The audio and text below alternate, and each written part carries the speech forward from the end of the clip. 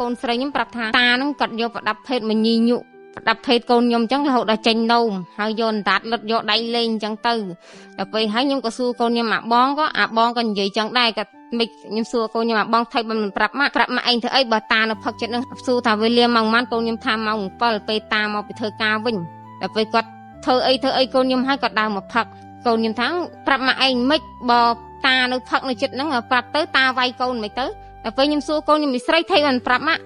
ថាតាវាប្រាប់ថាបើប្រាប់ម៉ាក់វា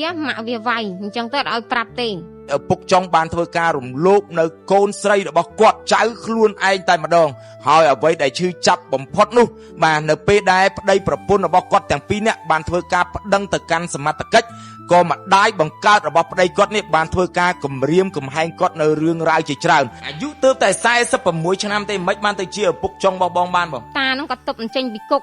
គាត់ជាប់គុកពី10ឆ្នាំហើយរំលោភក្មេងឲ្យគ្រប់អាយុ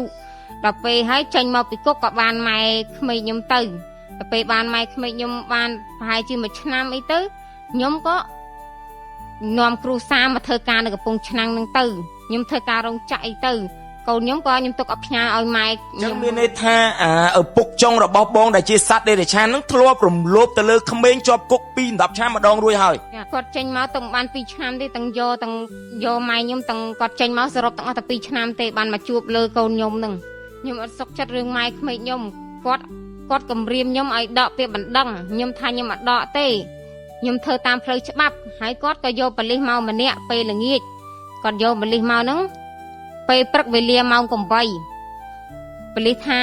អូនឯងព្រមយកលុយប្រមាណព្រមដកពាក្យបណ្ដឹងហ្នឹងខ្ញុំថាខ្ញុំអត់ដកពាក្យបណ្ដឹងទេខ្ញុំធ្វើការតាមផ្លូវច្បាប់ខ្ញុំអត់ចង់បានលុយទេខ្ញុំចង់ឲ្យគាត់ជាប់គុកកុំឲ្យប៉ះចំក្មេងដតីទៀតណាដែលក្មេងអត់ដឹងអីអញ្ចឹងបោះកូនខ្ញុំវាប៉ុណ្្នឹងហើយតែបោះចោះប៉ះចំក្មេងដតីទៀតខ្ញុំថាខ្ញុំអត់យកលុយទេក៏ប៉ូលីសនឹងទៅវិញទៅផ្ដាំទៅបងអូនថ្លៃខ្ញុំបើសិនជាវាមានកូនមានគ្រួសារវាយល់អារម្មណ៍ខ្ញុំហីដែលកូនត្រូវគេចាប់រំលោភអញ្ចឹងវាឆ្លើយមកថាកូនខ្ញុំងាប់នៅរស់នៅអញ្ចឹងវាអត់មានសួរហេតុផលថាខ្ញុំសុកទុកបែបម៉េចទ្រង់ជាម្ដាយនឹងវាចង់ក្រមបាតាឲ្យបងប៉ុន្តែវាអត់មានគ្រួសារខ្ញុំនិយាយបែបណាក៏វាអត់ស្ដាប់ខ្ញុំដែរវានិយាយពាក់តែមួយម៉ាត់កូនខ្ញុំអត់តន់ងាប់ទេអត់តន់អីទេចាំកូនខ្ញុំអីចាំកូនខ្ញុំងាប់ចាំខ្ញុំប្តឹងមែនសួរតែខ្ញុំប្តឹងនឹងកូនខ្ញុំរស់មកវិញអត់បើសិនជាវាធ្វើដល់ងាប់ដល់អីចឹងសួរតែខ្ញុំប្តឹងកូនខ្ញុំរស់មកវិញអត់ខ្ញុំសួរវាថាវាចេញមកវាអត់ធ្លាប់មានកូនវាអត់យល់អារម្មណ៍ខ្ញុំទេអត់ធ្វើតាមផ្លូវច្បាប់ហើយធ្វើហើយចាប់ដែរឪពុកចុងហើយមានដែរប្អូនប្រុសខ្ញុំមករៀនខ្ញុំថាចង់ខ្ញុំទៅស្រុកវិញចង់វាយខ្ញុំចង់អុយចឹងបងហើយម៉ែទៀតនិយាយរួមទៅទាំងម៉ែទាំងប្អូនប្រុសកាន់ជើងគ្នាឲ្យថាខ្ញុំធ្វើទង្វើខ្ញុំធ្វើដែរទង្វើចាប់ដែរពុកចុងធ្វើខ្ញុំថាខ្ញុំធ្វើតាមច្បាប់ទេបើច្បាប់គេដាក់មិនខ្ញុំធ្វើតាមនឹងអីព្រោះទង្វើនឹងគាត់ធ្វើហួសហេតុពេកអញ្ចឹងបានខ្ញុំផ្សាយយកយុទ្ធធម៌របស់ខ្ញុំដែរបងរបស់កូនខ្ញុំហ៎បងបាទអ្វីដែលឈឺចាប់ហ្នឹងគឺសត្វដេរឆានហ្នឹងធ្លាប់ត្រូវបានសមត្ថកិច្ចចាប់ដាក់គុកម្ដងហើយពាក់ព័ន្ធជាមួយនឹងករណីរំលោភក្មេងដែលមិនគ្រប់អាយុហ្នឹងហើយចេញពីគុកមកមិនទាន់បាន2ឆ្នាំផងក៏មករំលោភធ្វើការរំលំអោនកាយគោរពនិងជម្រាបសួរប្រិមិត្តដែលកំពុងតែទស្សនារាល់ព័ត៌មាននៃអង្គភាពព័ត៌មានវិទ្យុប្រិមិត្តបានឃើញហើយប្តីប្រពន្ធ2នាក់ហ្នឹងគឺគាត់បាននាំកូនតូច2នាក់ឡើងមកពីខេត្តកំពង់ឆ្នាំងក្រោយពីគាត់បានជួបនៅរឿងរ៉ាវដ៏ឈឺចាប់បំផុតដែលកូនស្រីរបស់គាត់ដែលទើបតែមានអាយុ5ឆ្នាំហ្នឹងត្រូវបានឪពុកចុងបានធ្វើការរំលោភម្ដងហើយម្ដងទៀតតែឥឡូវនេះត្រូវបានកម្លាំងប៉ូលីសនៃស្នងការនគរបាលខេត្តកំពង់ឆ្នាំងហ្នឹងបានធ្វើការចាប់ឃាត់ខ្លួនដើម្បីធ្វើការតាមនីតិវិធីច្បាប់ក្រោយពីត្រូវបានឪពុកម្ដាយរបស់ក្មេងស្រីរងគ្រោះហ្នឹងបានធ្វើការដាក់ពាក្យប្តឹងសមត្ថកិច្ចនៅរឿងរ៉ាវដ៏ឈឺចាប់ដោយឪពុកចុងបានធ្វើការរំលោភនៅកូនស្រីរបស់គាត់ប្រិមិត្តបាទគឺឪពុកចុងហ្នឹងបានធ្វើការរំលោភចៅខ្លួនឯងតែម្ដងហើយអ្វីដែលឈឺចាប់បំផុតនោះបាទនៅពេលដែលប្តីប្រពន្ធរបស់គាត់ទាំងពីរនាក់បានធ្វើការប្តឹងទៅកាន់សមត្ថកិច្ចក៏ម្ដាយបង្កើតរបស់ប្តីគាត់នេះបានធ្វើការគំរាមកំហែងគាត់នៅរឿងរ៉ាវជាច្រើនដើម្បីឲ្យជ្រាបច្បាស់យើងមកជួបគាត់ថាមូលហេតុអីបានសមត្ថកិច្ចឃាត់ខ្លួនឪពុកចុងនឹងហើយបានគាត់ឡើងមកកាន់អង្គភាពព័ត៌មានរបស់ខ្ញុំដើម្បីធ្វើការផ្សព្វផ្សាយបន្ថែមទៀតមកជំរាបសួរបងស្រីចាជំរាបសួរបងបាទជំរាបសួរបងប្រុសដែលជាឪពុកក្មេងស្រី បាទជម្រាបសួរបង បាទខ្ញុំសូមចូលរួមសោកស្ដាយផងណាបងណានៅដំណឹងដ៏ឈឺចាប់មួយនេះតើបងអាចរៀបរាប់បានទេបងពាក់ព័ន្ធនឹងបញ្ហាដែលកូនស្រីរបស់បងត្រូវបានឪពុកចុងបានធ្វើការរំលោភនឹងរំលោភតាំងពីថ្ងៃណាហើយមិនបានបងដឹងថារំលោភបានបងធ្វើការប្តឹងសមត្ថកិច្ចនឹងបង ចាបងពីរឿងពីមុនឡើងខ្ញុំធ្លាប់ប្រាប់គាត់ហើយតែពេលគាត់ផ្ដាប់ដេចផ្ដាប់ភេទកូនខ្ញុំប្រាប់ទាំងសងខាងទាំងម៉ែទាំងប្តីម៉ែហ្នឹងខ្ញុំប្រាប់ថាកុំលេងកូនខ្ញុំបែបហ្នឹងកូនខ្ញុំកូនស្រីតែប្រពន្ធគាត់កាន់ជើងថាកូនខ្ញុំឈួតថាខ្ញុំហ្នឹងលើចេះតែជឿតាមកូនថាកូនហ្នឹងចេះតែដើរចោតគេរហូតដល់មកខែ7នេះខែ7ថ្ងៃទី5ហ្នឹងគាត់បានប្រពន្ធគាត់កាន់ជើងគាត់ហ៊ានធ្វើដល់ថ្នាក់ហ្នឹងបងគាត់ហ៊ានធ្វើដល់ចៅសំបីតាខ្ញុំនៅជាមួយផងបងដល់ពេលហើយខ្ញុំក៏កើតការសង្ស័យគាត់ថ្ងៃទី21បងថ្ងៃទី21ដែលខ្ញុំថ្ងៃទី21ហ្នឹងមិនបានបងដឹងថាឪពុកចុងរបស់បងបានធ្វើសកម្មភាពរំលោភទៅលើកូនស្រីបងអាយុ5ឆ្នាំហ្នឹងបងថ្ងៃទី21ហ្នឹងបងខ្ញុំសង្ស័យគាត់មកគូសទ្វារខ្ញុំគាត់មកគូសទ្វារហ្នឹងគាត់ភ្នែកគាត់អត់មានមើលមកកតុបទេគាត់មើលមនុស្សមើលឆ្វេងមើលស្ដាំអញ្ចឹងគាត់អត់មានមើលកតុបថាខ្ញុំនៅក្នុងកតុបហ្នឹងទេខ្ញុំគាត់ដឹងទេគាត់ស្មានខ្ញុំធ្វើការដល់ពេលគាត់ញាក់ឃើញខ្ញុំគាត់ផ្អើទៅគាត់ថាគាត់សួរខ្ញុំថាបែកលក្ខណៈថាស្មានតែនៅកតុបអត់ធ្វើការឯងខ្ញុំថាខ្ញុំអត់ធ្វើការទេខ្ញុំឈឺខ្ញុំស្រាក់មួយកណាត់ថ្ងៃហើយគាត់ក៏រៀងដូចថាភ្នែកលក្ខណៈភ្នែកស្វាដៃអញ្ចេះរហូតហើយរៀងភ័យយើងដូចថារកពាក្យសម្ដីនិយាយត្រូវអញ្ចឹងហើយខ្ញុំក៏ដេញគាត់ទៅវិញទៅខ្ញុំថាឯងទៅវិញទៅខ្ញុំបិទទ្វារដេកហើយខ្ញុំក៏សង្ស័យទៅខ្ញុំក៏ទៅសួរប្តីខ្ញុំនេះខ្ញុំថាខ្ញុំសង្ស័យឪក្មេងម៉ែប្តីណាដូចលក្ខណៈគាត់និយាយមករៀងចលែកទៅប្តីខ្ញុំថាអត់អីទៅដឹងគាត់តែអញ្ចឹងទៅដឹងហើយខ្ញុំក៏ព្រឹកឡើងខ្ញុំធ្វើការធម្មតាទៅថ្ងៃទី22ហ្នឹងខ្ញុំធ្វើការធម្មតាពេលខ្ញុំមកវិញពេលល្ងាចម៉ោង 7:07 ខ្ញុំក៏សួរកូនខ្ញុំថាអញ្ចឹងកូនមានបណ្ណាធ្វើអីកូនឯងអត់បើមានប្រាប់ម៉ាក់អត់មានខ្លាចបណ្ណាវាយឯម៉ាក់នៅហ្នឹងហើយកូនស្រីខ្ញុំប្រាប់ថាតាហ្នឹងគាត់យកប្រដាប់ភេទមញីញុប្រដាប់ភេទកូនខ្ញុំអញ្ចឹងរហូតដល់ចេញនោមហើយយកអណ្ដាតលិតយកដៃលេងអញ្ចឹងទៅដល់ពេលហើយខ្ញុំក៏សួរកូនខ្ញុំអាបងក៏និយាយចឹងដែរគាត់មិនខ្ញុំសួរកូនខ្ញុំអាបងថៃបើមិនប្រាប់ម៉ាក់ឯងធ្វើអីបើតានៅផឹកចិត្តនឹងហើយចុះម៉ាក់នៅណាម៉ាក់ថៃម៉ោង8យប់ហើយតាផឹកនៅណាផឹកនៅមុខចិត្តកតុបហ្នឹងសួរថាវេលាម៉ោងប៉ុន្មានកូនខ្ញុំថាម៉ោង7ពេលតាមកពីធ្វើការវិញតាវាចេញម៉ោង6រំតរៀបចំអីវ៉ាន់ហើយម៉ោង7ឯងដល់ពេលគាត់ធ្វើអីកូនខ្ញុំហើយគាត់ដើរមកផឹកដល់ពេលខ្ញុំចេញពីធ្វើការហ្នឹងម៉ោង 7:09 បាត់ហើយខ្ញុំថែម៉ោង8ហ្នឹងនៅជិះឡានជិះអីទេម៉ោង 7:09 បាត់ហើយដល់ពេលហើយកូនខ្ញុំថាប្រាប់ម៉ាក់ឯងមិនបើតានៅផឹកនៅចិត្តហ្នឹងប្រាប់ទៅតាវាយកូនមិនទៅដល់ពេលខ្ញុំសួរកូនខ្ញុំមីស្រីថៃមិនប្រាប់ម៉ាក់ថាតាវាប្រាប់ថាបើប្រាប់ម៉ាក់វាវាយអញ្ចឹងទៅអត់ឲ្យប្រាប់ទេកូនខ្ញុំក៏អត់ប្រាប់ទៅដល់ពេលហើយខ្ញុំក៏ដាក់ពាក្យបណ្ដឹងឲ្យចាប់តានឹងដាក់គុកទៅអញ្ចឹងឪពុកចុងដែលជាសត្វដេរឆានហ្នឹងគាត់មានឈ្មោះអីអាយុប៉ុន្មានដែលចាប់រំលោភទៅលើកូនស្រីបងហ្នឹងបងឈ្មោះតាសុកអាយុ46អាយុទើបតែ46ឆ្នាំទេមិនបានទៅជាឪពុកចុងរបស់បងបានបងម៉ែហ្នឹងគាត់តាហ្នឹងគាត់ទប់អញ្ចេញពីគុកគាត់ជាប់គុកពី10ឆ្នាំហើយរំលោភក្មេងឲ្យគ្រប់អាយុដល់ពេលហើយចេញមកពីគុកក៏បានម៉ែក្មេងខ្ញុំទៅដល់ពេលបានម៉ែក្មេងខ្ញុំបានប្រហែលជា1ឆ្នាំអីទៅខ្ញុំក៏នាំគ្រូសាមកធ្វើការនៅកំពង់ឆ្នាំងហ្នឹងទៅខ្ញុំធ្វើការរោងចក្រអីទៅកូនខ្ញុំក៏ខ្ញុំទុកឲ្យផ្ញើឲ្យម៉ែខ្ញុំមានន័យថាឪពុកចុងរបស់បងដែលជាសត្វដេរឆានហ្នឹងធ្លាប់រំលោភទៅលើក្មេងជាប់គុកពី10ឆ្នាំម្ដងរួចហើយចាបងចាអញ្ចឹងមានន័យថាវាចេញពីគុកបានប្រហែលឆ្នាំបានមកធ្វើការយកជាមួយនឹងម្ដាយរបស់បងឲ្យមករំលោភកូនបងទៀតហ្នឹងគាត់ចេញមកទៅបាន2ឆ្នាំទេទាំងយកម៉ែខ្ញុំទាំងគាត់ចេញមកសរុបទាំងអស់តែ2ឆ្នាំទេបានមកជួបលើកូនខ្ញុំហ្នឹងអញ្ចឹងមានន័យថាទើបតែចេញពីគុកបាន2ឆ្នាំទេហើយក៏បានមកស្គាល់ម្ដាយរបស់បងហើយក៏យកគ្នាទៅហើយក៏បានមកធ្វើសកម្មភាពរំលោភកូនបងម្ដងទៀតចាឥឡូវជាប់គុករឿងរំលោភក្មេងទៀតចាអានេះបីសាច់តណ្ហាចំតួហ្មងមិនមែនមនុស្សទេអានេះ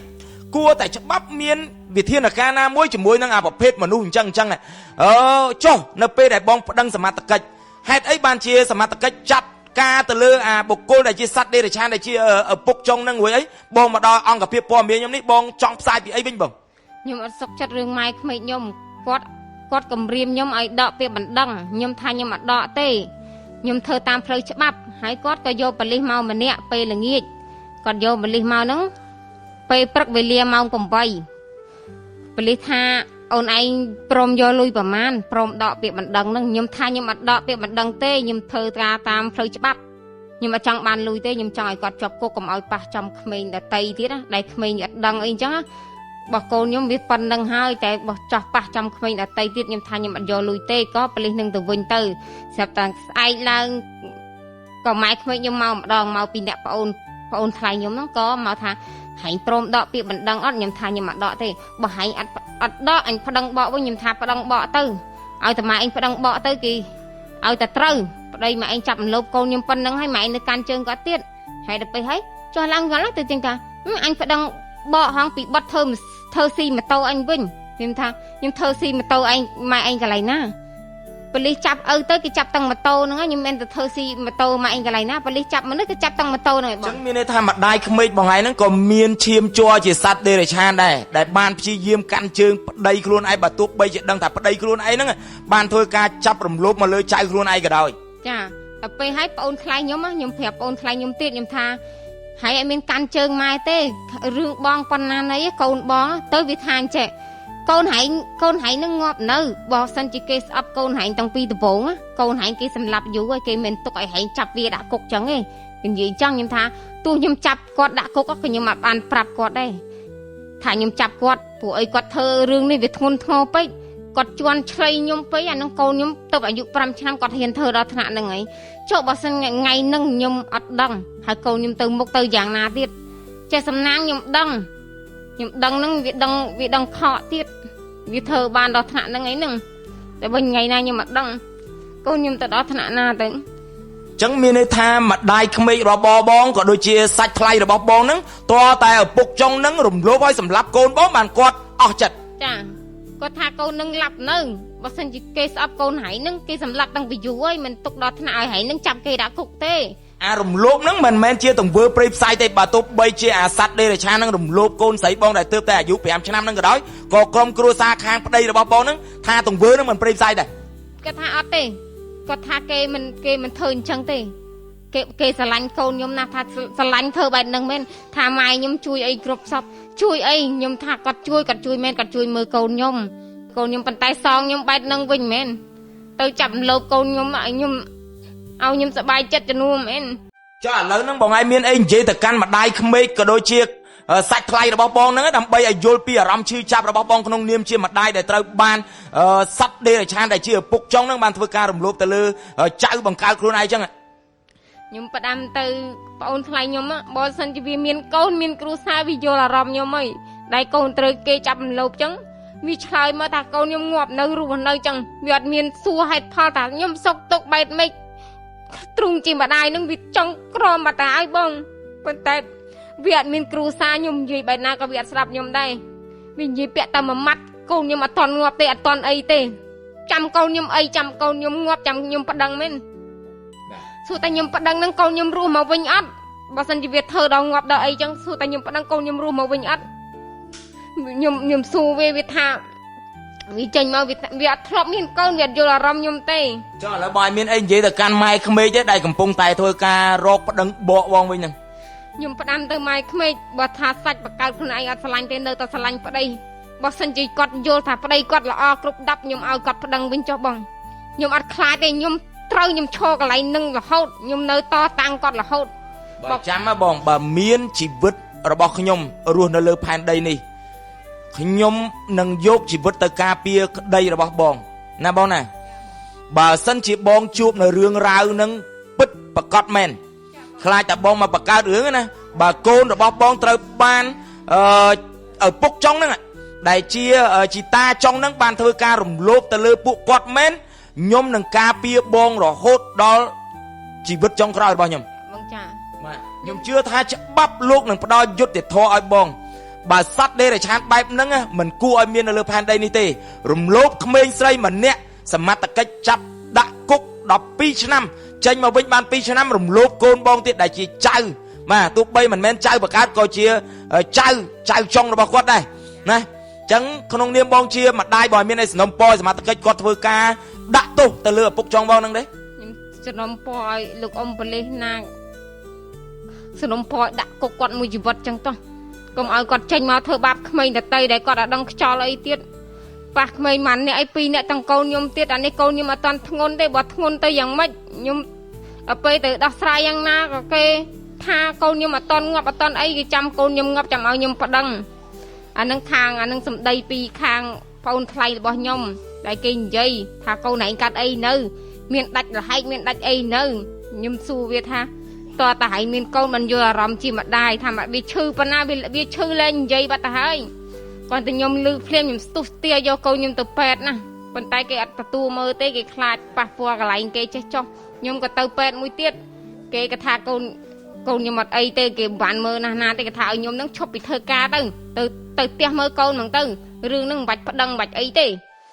ឈប់ពីធ្វើការទៅមើលកូនហ្នឹងទៅចឹងបងឯងទាំងពីរនាក់ហ្នឹងសិតតែជាកម្មកររោងចក្រណាប្តីខ្ញុំក៏ធ្វើការពីដើមនៅស្រុកបងនៅជាមួយមីកូនពៅនៅផ្ទះខ្ញុំនៅជាមួយកូន3នៅកន្លែងកំពង់ឆ្នាំងហ្នឹងបងបាទងាកទៅបងប្រុសវិញមកក្នុងនាមជាឪពុកដែលម្ដាយបកកើតខ្លួនឯងយកប្តីចុងអីមកឲ្យរំលោភចៅបង្កើតរបស់ខ្លួនឯងទៀតក្នុងនាមជាឪពុកបងអាចរៀបរាប់បានទេបងជាឪពុកបងបានដឹងរឿងរ៉ាវហ្នឹងនៅពេលណាដែរបងដែរខ្ញុំដឹងរឿងរ៉ាវហ្នឹងដល់ពេលដែលប្រពន្ធខ្ញុំប្រាប់គាត់តែប្រាប់ខ្ញុំ